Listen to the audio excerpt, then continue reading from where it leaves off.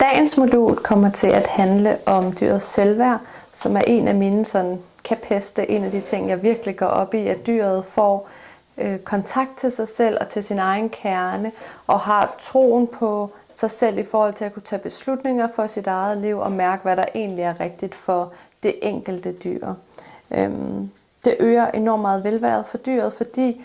dyr, der mangler et stærkt selvværd eller er meget usikre på sig selv, de har ofte en følelse af, at der er nogle andre, der skal tage beslutninger for dem, der er andre, der skal hjælpe dem. Det vil sige, at de er ikke så selvkørende. De kan typisk få separationsangst eller blive meget afhængige af andre dyr eller mennesker, fordi de faktisk ikke føler, at de selv besidder ressourcerne til at gøre det, der er det rigtige og det vigtige i deres liv. De betvivler alle deres egne beslutninger, og derfor kigger de omkring for ligesom at finde ud af, om der er nogen, der kan hjælpe mig med at tage en god beslutning.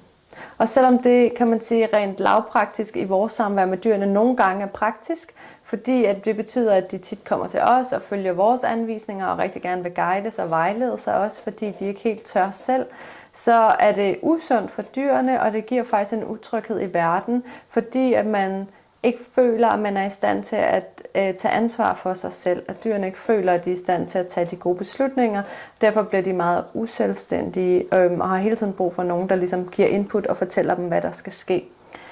Og jeg tror, at fordi det rent lavpraktisk er lettere for os at have et dyr, der bare følger med og gør det, vi beder om, uden at stille spørgsmålstegn og være kritisk over for det, vi tilbyder, så er der mange ting i vores samvær og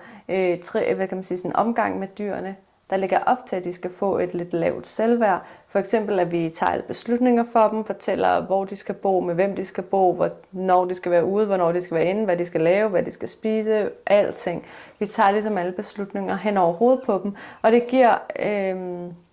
den her følelse af, at de ikke selv byder ind eller kan bidrage med noget i forhold til